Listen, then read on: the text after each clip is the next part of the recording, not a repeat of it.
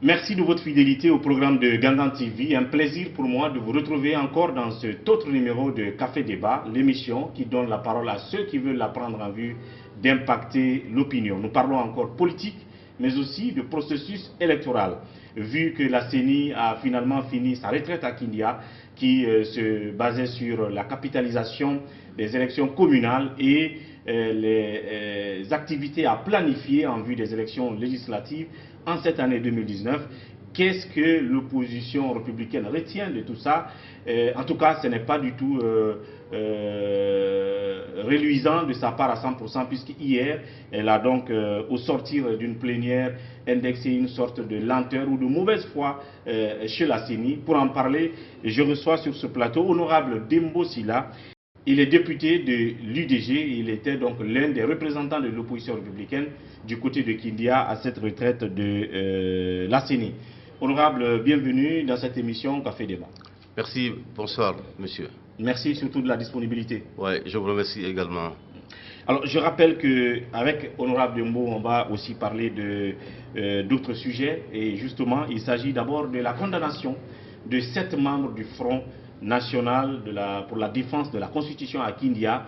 Et justement, hier soir, nous apprenons que le parquet a relevé appel de cette décision.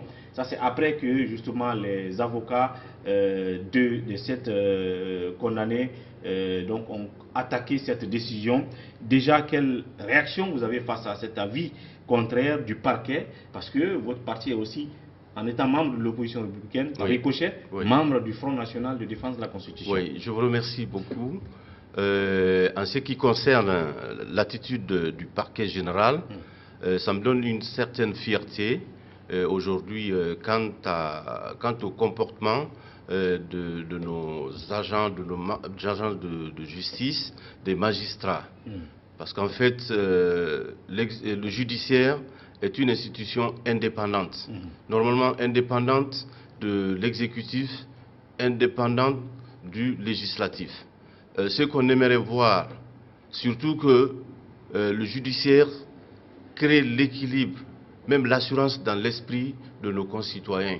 Au cas où l'exécutif brime leurs droits ou que de bons comportements ou de bonnes dispositions ne sont pas prises par rapport à certaines situations dans la législation, l'équilibre et l'assurance dans l'esprit des citoyens, c'est porté sur le judiciaire.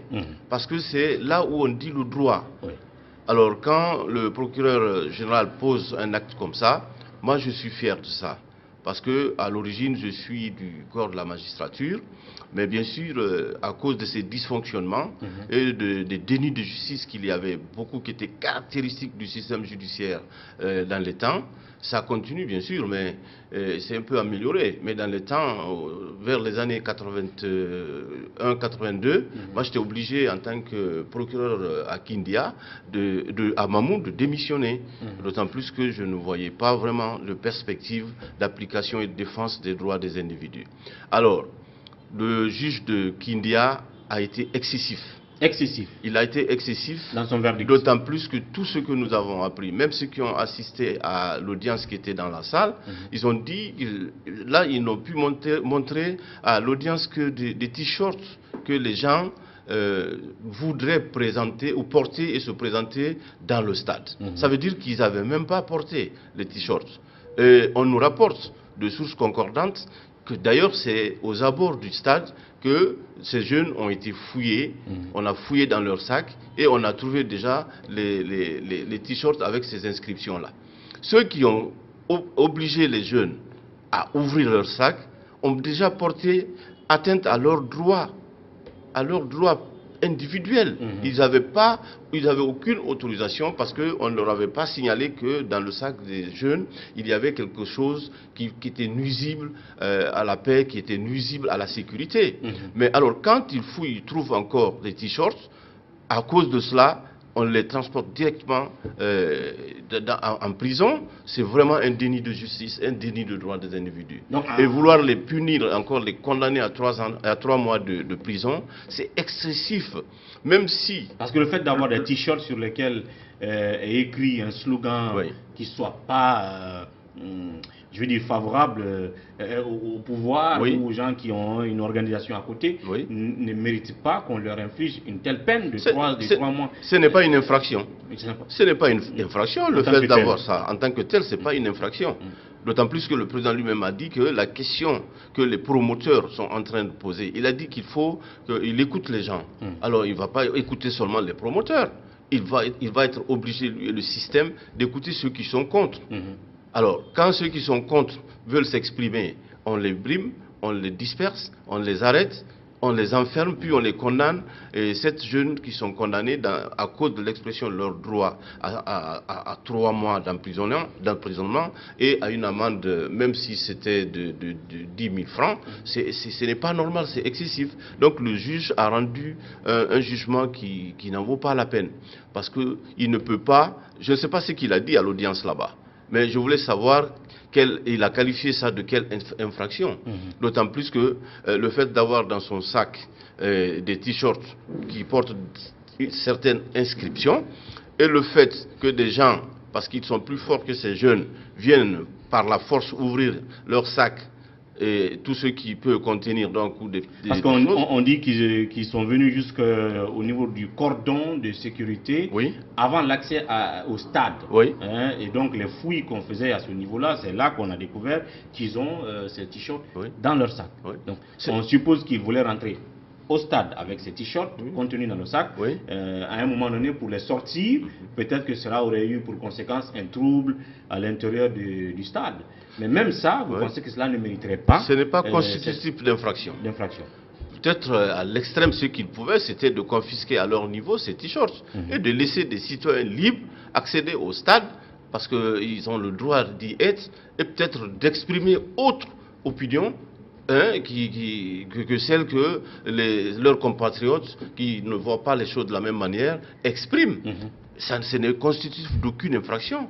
Même si on devait le qualifier d'une contravention, il aurait fallu que les jeunes les portent et qu'ils entrent sur le stade et qu'ils fassent ce qui est contraire à l'ordre public là-bas. Mais ils n'ont rien exprimé comme action sur le terrain. Donc vraiment, leur arrestation, leur séquestration et leur condamnation, c'est tout ça là, on peut le mettre dans le cadre du déni de justice. Et que le procureur interjette appel, je suis content du procureur qui l'a fait, et je crois que c'est un bon signe que tous nos confrères doivent suivre pour que la magistrature soit vraiment le garant de nos droits et qu'elle récupère son indépendance, son autonomie vis-à-vis des deux autres pouvoirs. C'est ce que je souhaiterais pour notre pays et c'est ce qui serait la grandeur de la démocratie. Parce que c'est là que tous, entre nous, nous sommes opposés sur le plan des opinions. C'est à ce niveau-là, le juge seul qui peut nous garantir que chacun peut s'exprimer. Et chaque fois qu'on n'a pas eu maille à partir avec la loi, on peut s'exprimer et on peut se déplacer dans son pays librement. Si on peut considérer ça de la part du juge qui a émis ce verdict de 3 mois de prison ferme contre ses membres du front de défense de la Constitution, si on peut considérer ça comme une sorte d'autocensure pour faire plaisir aux gouvernants qui étaient à Kindia pour faire la promotion d'une nouvelle constitution, et que le parquet sorte un avis contraire à cela aujourd'hui, est-ce que c'est un camouflet pour lui? C'est une gifle pour ce juge de Kindia là-dessus? Bon, je ne peux pas préjuger ici ce qui a conduit le juge à prendre une telle décision. Ce que je peux dire, c'est que c'est une décision qui n'en vaut pas la peine parce que l'infraction n'est pas constituée. Il aurait dû vraiment tirer les conséquences de tout ce qu'on vient d'exposer et libérer à l'audience automatiquement les 7 jeunes pour qu'ils puissent vaquer à leurs occupations quotidiennes. Donc franchement, ce qu'il avait comme intention, je ne peux pas le préjuger. Mais ce que je sais, il a posé un acte, un jugement qui vraiment est à désapprouver complètement sur le plan du fonctionnement de nos tribunaux. Et l'avis du parquet donc devient une sorte de, je ne sais pas, ça devrait le gêner, je veux dire, ce juge-là. J'espère qu'à Kindia, il doit être gêné. Je ne sais pas actuellement c'est quoi le règlement intérieur dans ce cas-là, mais quand le parquet interjette appel contre une décision rendue comme ça par un juge, je crois qu'au-delà de la constitution du parquet en appel, le juge certainement aura certains comptes à rendre et ça doit, de son côté. Et cette position du parquet doit conforter donc la position des avocats de ces 7 qui ont déjà aussi interjeté appel. Bien entendu, ça vient les renforcer, ça vient dire que c'est nos avocats là qui sont sur la voie de la vérité. Et nous sommes très contents d'eux aussi, ces avocats, et de tous les efforts qu'ils fournissent avec des difficultés que nous connaissons sur le terrain pour défendre des citoyens guinéens devant certains comportements qu'on peut qualifier d'arbitraires ou en tout cas de déni de justice ou de droit. Il s'agit notamment, entre autres, de maître Béa, qui donc est l'un des avocats de ces 7 jeunes. En attendant l'aboutissement de cette situation, quand est-ce qu'ils vont être libérés, nous reviendrons là-dessus prochainement, mais restons encore à Kindia, avant de parler d'élection, de la CENI et tout. Oui. Justement, à l'occasion de cette réunion ou de ce rassemblement qui a connu la présence du président de la République, il y a des gens qui ont pris la parole. D'abord, officiellement, le président a dit qu'il était venu pour lancer les activités, les chantiers liés aux festivités tournantes de l'indépendance, donc du 61e anniversaire qui doit se faire à Kindia. Mais on a vu dans le stade des bannières qui disaient oui à une nouvelle constitution, nous sommes prêts pour la nouvelle république. Et donc, on a entendu des discours officiels, entre autres discours très attendus, celui du maire de Kindia. Et le maire de Kindia vient de votre parti, de l'UDG de Mamadou Sylla. Mais alors votre maire a porté la parole en disant qu'au nom de tous les maires de la Basse-Côte, les élus locaux, qu'il demandait au président de doter la Guinée d'une nouvelle constitution. Votre parti, nous l'avons appris, s'est désolidarisé de cette déclaration. Mais dans le fond, comment est-ce que vous êtes arrivé à cela? Est-ce que le parti ne savait pas que votre maire allait dire ça, sachant que tout ça se préparait? Est-ce que vous avez eu des discussions avec votre maire la nuit, la veille, pour dire attends, qu'est-ce qu'on vous a dit de dire, qu'est-ce que vous allez tenir comme discours? À date, qu'est-ce qui se passe entre vous et le maire de Kindia?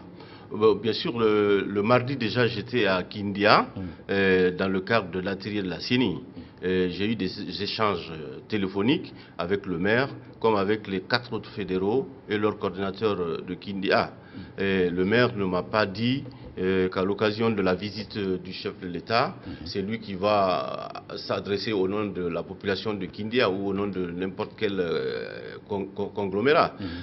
On a parlé de l'UDG, on a parlé aussi des questions familières et humaines. Vous savez quand même qu'en termes de protocole, de façon élémentaire, il allait tout de même prendre la parole parce que c'est lui qui reçoit tout ce monde en tant que maire.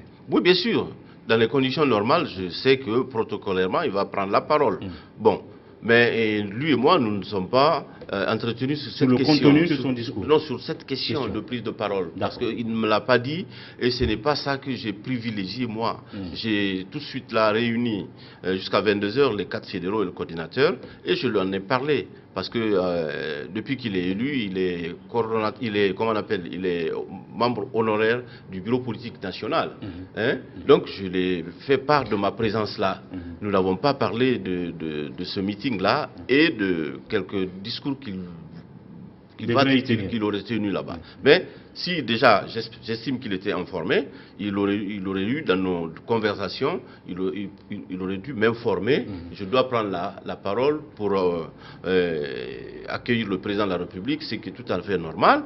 Et voilà le contenu de mon discours. Bon, mais nous ne sommes pas passés là-dessus. C'est quand il a tenu ces déclarations-là, j'ai été tenu au courant. Je l'ai appelé, je lui ai dit que ce n'était pas la ligne du parti et que nous désapprouvons ce qu'il vient de déclarer, c'est-à-dire le soutien à une nouvelle constitution ou à un 3e mandat. Je dis l'Union démocratique de Guinée est un parti de l'opposition républicaine.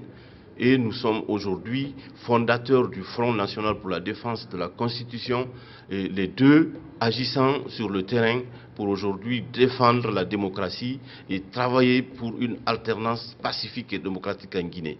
Donc, le discours que tu viens de tenir, tu l'as tenu à ton nom personnel.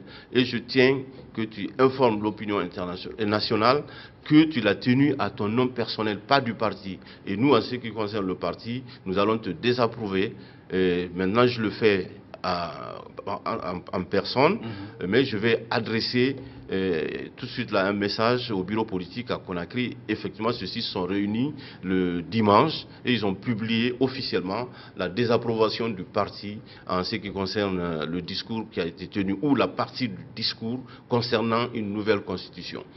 J'ai parlé avec lui, je lui ai dit donc sur cela et en application des critères contenus dans la feuille de discipline du parti, vous allez vous rendre à Conakry et surtout être reçu par le comité de stratégie, orientation et discipline. Et déjà ils savent sur quel sujet vous allez, ils vont vraiment se faire informer auprès de vous. Et à partir de ce moment-là, le comité de discipline de stratégie va transmettre au bureau politique national, dans les meilleurs délais, ce qui serait issu de votre entretien. Et le bureau politique national, sans désemparer, prendra les dispositions qu'il faut. Donc, en termes de procédure conformément au règlement intérieur du parti, c'est ce qui est planifié.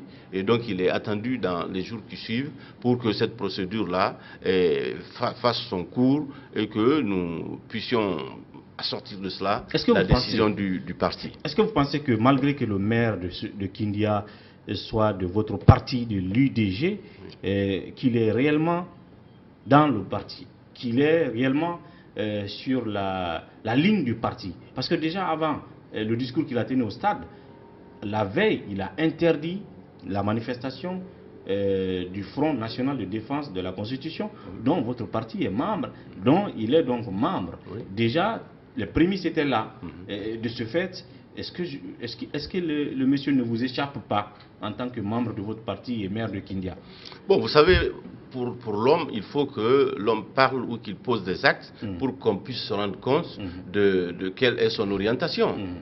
À travers ces actes, nous sommes en train de comprendre que de toutes les façons, ne sachant pas son orientation, mais il n'agit pas dans l'orientation du parti Union démocratique de Guinée. Ça, les actes qu'il a posés nous confirment cela.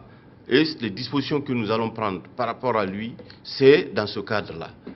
De toutes les façons, sur le plan du parti, comme je l'ai dit tantôt, depuis qu'il a été élu maire, nous avons fait une restructuration du parti à Kindia qui fait qu'aujourd'hui, étant dans le bureau politique national du parti, il s'occupe de ses activités de maire et nous avons même restructuré la fédération de Kindia depuis lors en 4 fédérations.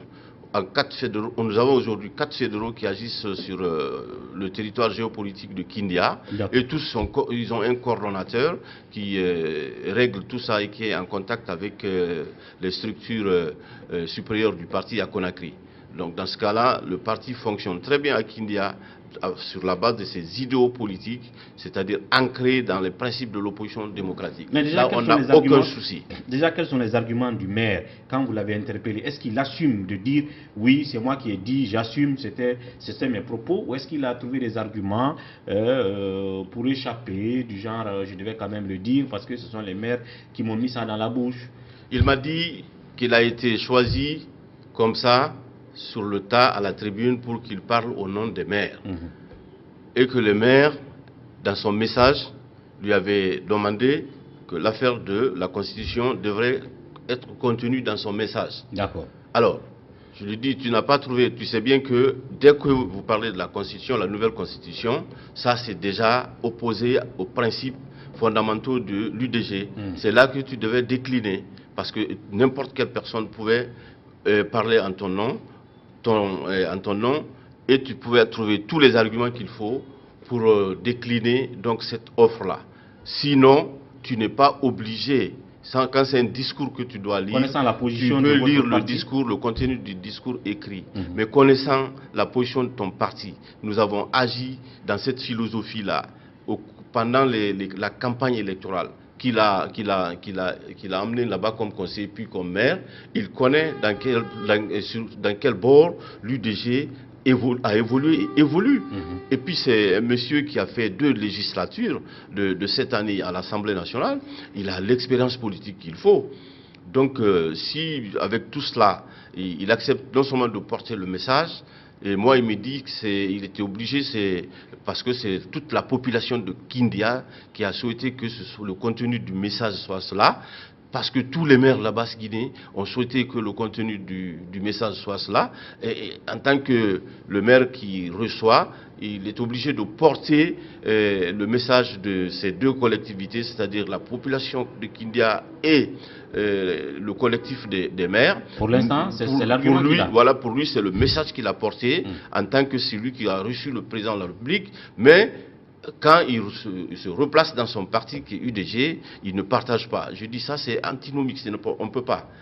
Tu devrais décliner là-bas parce que la prononciation du mot fait que tu te mets directement à l'opposé des options, de la conduite, de la voie philosophique et politique de ton parti UDG. Yeah.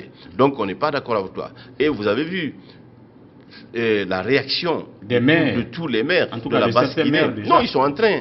Ils sont éloignés. Les maires, il y a le maire de Boufa, les maires urbains, les maires ruraux, mais ils sont tous en train de réagir pour dire que ce n'est pas du tout, ils ne partagent pas. Et ça, franchement, ça nous conforte dans notre position. Parce que tous ces gens-là, tous ces maires qui sont en train de réagir, sont des maires particulièrement de l'opposition républicaine. C'est pourquoi nous sommes contents de savoir que l'optique placée dans laquelle l'opposition républicaine place son action contre tout changement de la Constitution et contre le 3e mandat, en tout cas au niveau de tous ceux qui se battent aujourd'hui, et au niveau de tous les composants de l'opposition républicaine, ça marche. Bien. La philosophie est là et le combat va être tenu aussi par tous les sympathisants. Et pour l'instant, vous avez dit au maire de Kindia de se rendre ici à Conakry, en conseil de discipline. Il n'est pas encore arrivé. Est-ce qu'il va revenir? Est-ce qu'il va venir en réalité? Est-ce qu'il y a un délai? Jusqu'à quand? Nous l'avons donné jusqu'à dimanche. Dimanche prochain. Voilà.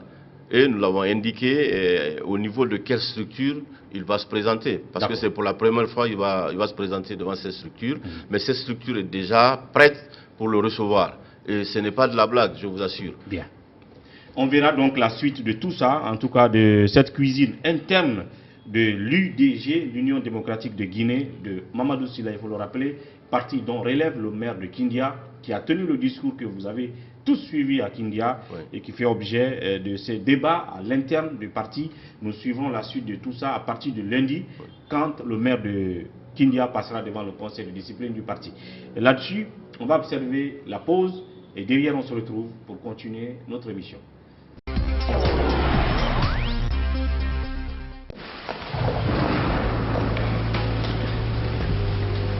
Il existe des choses qui nous donnent la force et l'audace d'aller au-delà de notre imagination. Le thé Akbar. Le thé Akbar est fabriqué en utilisant uniquement les feuilles soigneusement sélectionnées en provenance de Ceylon.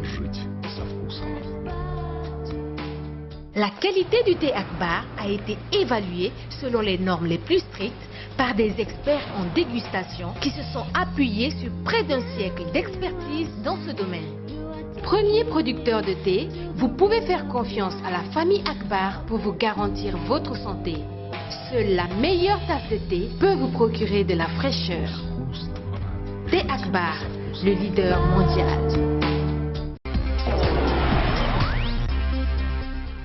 Merci de nous retrouver dans cette deuxième partie de Café Débat, toujours à mes côtés, comme invité, comme vous le constatez, honorable Dembo Sylla, député de l'UDG, j'allais dire, j'oublie chaque fois, donc de l'Union démocratique de Guinée. Alors, je l'ai dit tout à l'heure, il était parmi ceux-là qui ont représenté l'opposition républicaine à Kindia, à l'occasion de la retraite de la CENI, qui consistait donc à tirer les leçons des élections communales passées et se pencher sur les élections législatives à venir, les activités à planifier, les moyens dont ils ont besoin. Vous avez vu le compte rendu de la CENI, ils ont besoin de 235 jours, je crois, pour dérouler une centaine même d'activités aussi avant de tenir ces élections. Ils ont besoin des moyens techniques, matériels, mais aussi financiers. Déjà, quel est l'avis de l'opposition républicaine sur les travaux qui ont eu lieu à Kindia et pourquoi hier, au sortir de leur plénière, ils ont déjà commencé à douter de la sincérité de la CENI?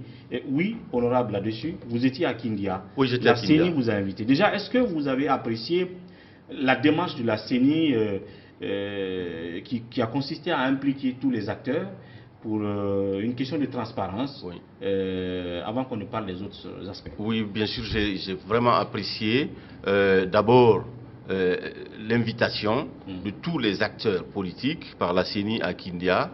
Et sociaux aussi. Hein. Acteurs politiques et sociaux à Kindia, pour qu'on puisse tous plancher ensemble sur ces deux questions que vous venez de soulever. J'étais très content de ça. C'est une très bonne méthodologie et quand nous avons reçu la lettre, j'ai eu ampliation et j'ai été désigné donc d'être parmi ceux qui vont représenter l'opposition républicaine. J'étais fier quand j'ai lu la lettre du président de la CENI et son contenu.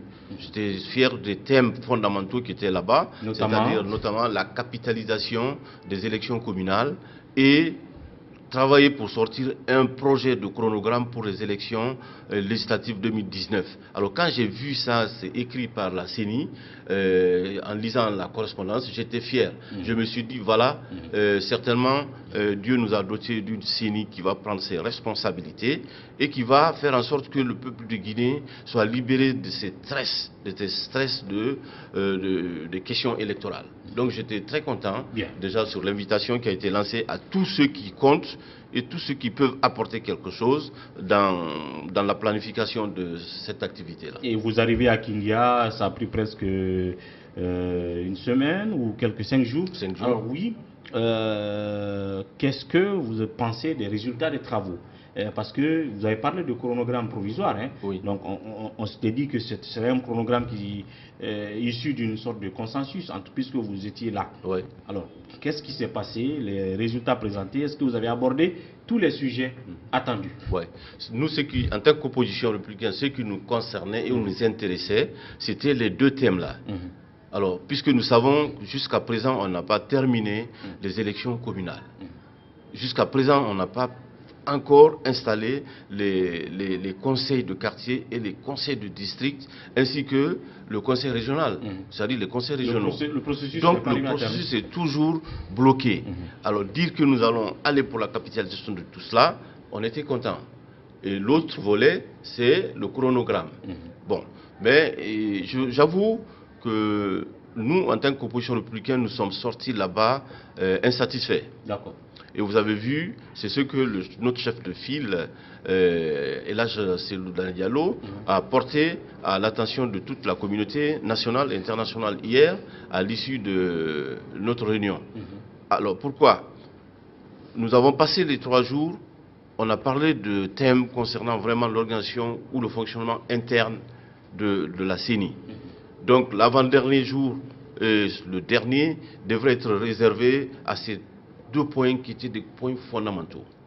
Mais nous avons, nous, opposition républicaine, relevé assez de préoccupations. Nous avons posé des questions en ce qui concerne cette capitalisation des résultats des élections communales. Pourquoi le ministre de l'administration du territoire, des mois et des mois après les élections communales, on n'arrive pas à terminer? Pourquoi il ne sort pas son arrêté pour déterminer ce qui va être l'effectif du conseil de chaque quartier sur l'étendue du territoire en tenant compte de la démographie? Et puisqu'il est dit dans la loi qu'après qu'il ait sorti son arrêté, chaque parti politique va mettre son conseil là où il est passé en première, là où il a gagné. Donc ça, il n'y a aucune difficulté. Mais jusqu'à présent, le ministre, on a posé cette question là-bas. Et dans la salle, ce qui nous a conforté à nous appuyer sur tous les aspects concernant les quartiers et les communes et les conseils régionaux, c'est parce qu'il y avait un représentant de l'administration du territoire. je crois qu'il est venu là pour représenter son département et répondre à toutes les inquiétudes ou les préoccupations concernant ces aspects. Mais malheureusement, on a évacué cette question, ou en tout cas ce thème, juste sur la base de nos questions posées. Nous n'avons reçu aucun débat, aucune réponse concernant ce sujet-là. En ce qui concerne la deuxième partie, c'est-à-dire le projet de chronogramme, c'est vrai que, vous l'avez dit, la CENI, en résumé, est venue nous dire qu'elle peut organiser les élections législatives dans 235 jours. Vous savez bien, si on est en mai, 235 jours, ça fait 7 mois, je crois 25 jours comme ça. Alors ça, c'était le 5 mai. À condition, alors un chapelet, la CENI a un chapelet de contraintes et de préalables à lever pour qu'elle puisse déclencher la première opération électorale. Donc ça, ça veut dire que si la CENI a l'argent demain matin, nous allons, et si tout se passe bien sur le terrain, toutes les opérations électorales, le scrutin aura lieu en décembre 2019. Mais ce qui est sûr dans l'état actuel des choses et ce que nous avons observé, c'est qu'elle ne va pas être dotée d'une partie de ce budget, parce que c'est aléatoire de dire même aujourd'hui l'entièreté, d'une partie de ce budget qui lui permettra de déclencher les travaux avant la fin de ce mois de mai. Ce qui est grave. Parce que si, à supposer la bonne volonté du côté de l'exécutif, la CENI est dotée ne serait-ce que des 2/3 de ce budget ou de ses moyens à partir du mois de juin, ça veut dire que, en prenant les 235 jours de la CENI, les élections législatives auront lieu dans janvier 2020. Et plus nous remontons par rapport au retard dans la mise à disposition des moyens qui vont les permettre de lever les contraintes et les préalables, on va aller aussi en 2020, en mars, en avril. Donc vous voyez, c'est inquiétant.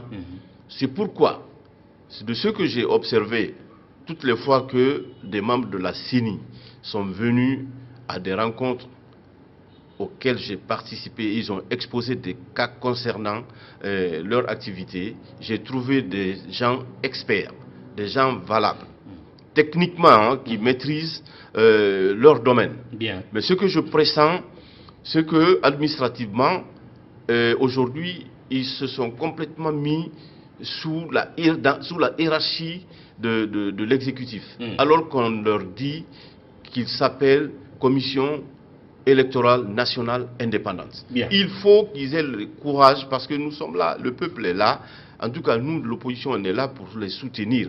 Nous pressentons, puisque ces préalables sont là, les contraintes, c'est qu'ils n'ont pas les moyens. Le budget n'est pas là. Mais qu'est-ce qu'ils peuvent faire eux que d'afficher cette bonne foi, d'aller vers les élections? Qu'est-ce que la CENI peut faire que de dire nous sommes prêts? Et c'est pour ça qu'ils vous ont envoyé à Kindia, techniquement pour vous montrer comment ils veulent aller, quels sont les nombres d'activités qu'ils vont faire, pour combien de jours. Maintenant, pour l'argent, c'est le gouvernement qui doit donner. Je pense que le pouvoir de la CENI s'arrête là. Qu'est-ce qu'elle peut faire au-delà? Ça, c'est la première question. Deuxièmement, cette plénière qui a eu lieu hier au siège de l'UFDG, on a écouté Cellou Dalein Diallo un peu apostropher la CENI, comme quoi la CENI veut faire passer les desiderata d'Alpha Condé. Pourtant, Kindia, vous avez aimé l'activité. Qu'est-ce qui explique tout ça? Sur quel point tout ça, vous ne vous entendez pas avec la CENI? Sur quel point vous pensez que la CENI veut faire des manœuvres dilatoires pour favoriser le gouvernement dans la démarche de corriger le fichier ou de faire quoi? Ou de retarder le processus tout simplement? Je vous remercie. Si la CENI était partie à l'atelier de Kindia en nous disant le gouvernement où le pouvoir exécutif a déjà mis à notre disposition le budget ou les 2/3 du budget qui nous permettent de déclencher les activités. Ces activités sont souvent parallèles ou en tout cas se suivent. Alors à partir de ce moment, on aurait sorti un chronogramme à Kindia par rapport à ce qui peut être couvert par ce budget. Du moment où la CENI sait qu'elle a des contraintes, des préalables qu'il faut lever pour déclencher la première opération électorale. Et ces préalables de contrainte ne peuvent pas être levés sans les moyens matériels. Et c'est que c'est l'État qui donne ces moyens matériels. Moi, à leur place, je n'allais pas ouvrir l'atelier de Kindia avant que je me sois assuré que l'État a mis le budget Et pour que ou les 2 tiers du budget à ma disposition. Alors, qu'est-ce qu'ils auraient pu faire vis-à-vis d'un État qui ne leur donne pas le budget? Or, ils ne peuvent pas eux-mêmes aller à la Banque centrale ou au ministère des Finances prendre l'argent, à défaut seulement de dire nous n'avons pas encore l'argent. Et ça, le président de la CENI a toujours dit on n'a pas encore l'argent. Qu'est-ce qu'ils auraient pu faire au-delà de cela? Bon, je ne l'ai pas entendu, moi, dire qu'il n'a pas encore l'argent. Nous, à Kindia, ils nous ont dit qu'il y a des préalables pour y arriver. Et c'est moi qui déduis, parce que tout le monde le sait, qu'on le dise ou pas, ces préalables-là, c'est les moyens, c'est les finances. Comme je le disais tantôt, si vous vous apprêtez à bien déjeuner à 19 h, il faut donner les moyens à temps à votre femme pour qu'elle aille au marché acheter tout ce qu'il faut pour que la famille déjeune très bien. Bien oui. Mais si vous faufilez, et puis elle ne vous voit pas, vous êtes sorti très tôt, ainsi de suite, et puis il n'a pas, elle va agir avec les moyens élémentaires qu'elle a. C'est un peu, ça ressemble à cela, mais ce n'est pas la même chose. C'est l'État sait que c'est une obligation régalienne, c'est une obligation constitutionnelle, qu'en suivant les délais constitutionnels de mandat des institutions, il doit pourvoir à temps des moyens qu'il faut pour que les renouvellements se fassent tranquillement dans la paix. Parce que ça se passe comme ça dans la paix, dans tous les pays qui ne sont pas démographiquement par les moyens et autres plus que nous. Bien. Donc, ça veut dire que sur ce point de vue moyen, la responsabilité n'est pas imputable à la CENI. Nous, ce qu'on souhaite, pourquoi on mêle je suis foncièrement d'accord avec le communiqué qui a été rendu hier à l'issue de notre réunion par notre chef de file. La CENI, si elle veut se dédouaner, même à l'issue de Kindia, elle n'a qu'à faire une conférence de presse à l'intention du peuple de Guinée, comme quoi elle est prête à organiser les élections législatives au courant 2019, parce que c'est ce qui se trouve même dans le thème, n'est-ce pas, chronogramme des élections pour 2019. Mais elle n'a pas les moyens. C'est ce que vous attendez. Oui, qu'elle sort de sa conférence de presse. En ce moment, tout le peuple de Guinée va savoir que celui qui donne l'argent à la CENI, c'est lui qui ne veut pas. Et à partir de ce moment-là, la CENI, on doit non seulement dédouaner, mais on va se battre pour que l'exécutif mette à sa disposition les moyens qu'il faut. Parce que c'est l'État qu'on gère, ce n'est pas la Guinée, ce n'est pas une famille, c'est un État, donc un ensemble de citoyens. Quand on est à la tête de n'importe quelle institution ou de l'État lui-même, il faut...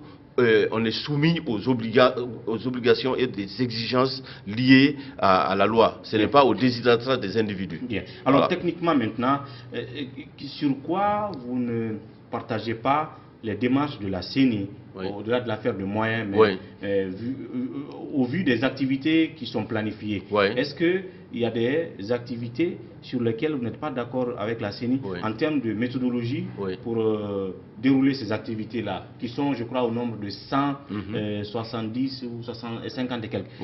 Parce que hier, à la sortie de cette plénière, on a vu le chef de file s'acharner quand même contre la CENI. Ils ne veulent pas faire telle activité, alors que c'est ce que les experts ont dit lors de l'audit du fichier.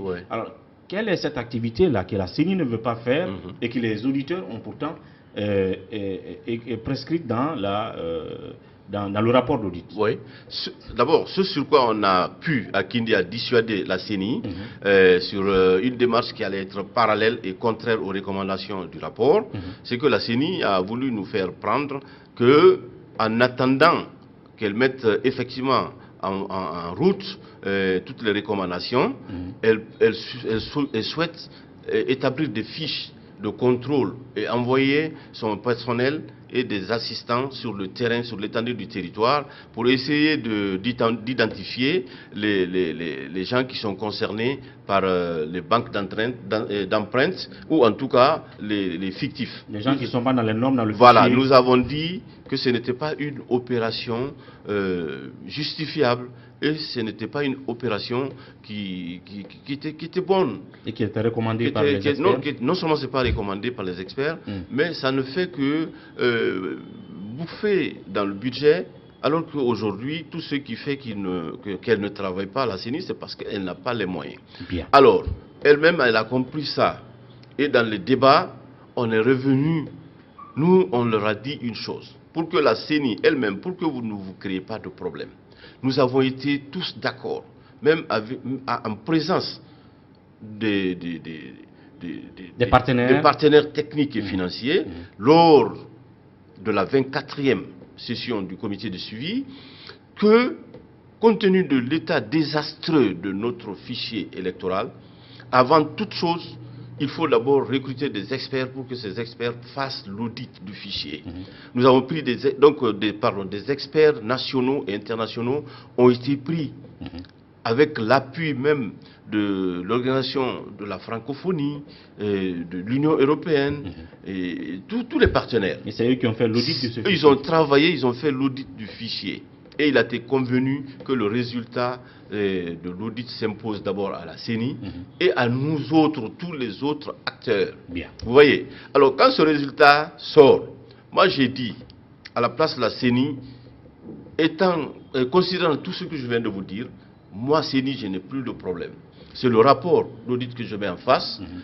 Première activité, il faut recruter un opérateur technique.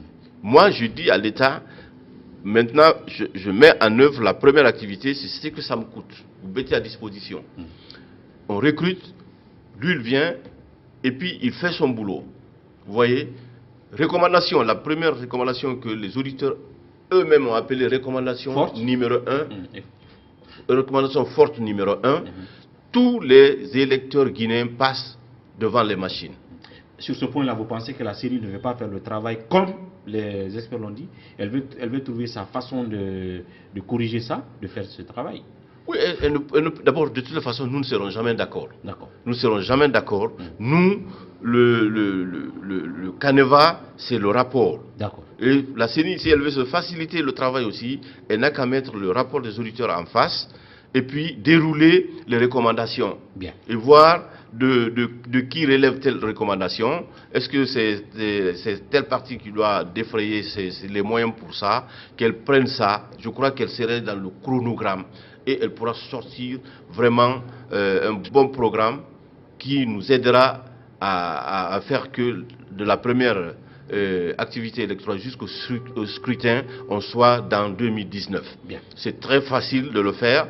Aujourd'hui, je ne doute pas du tout de la compétence technique, de l'expertise des gens qui sont là-bas. Je les ai écoutés, à maintes reprises et sur beaucoup d'aspects.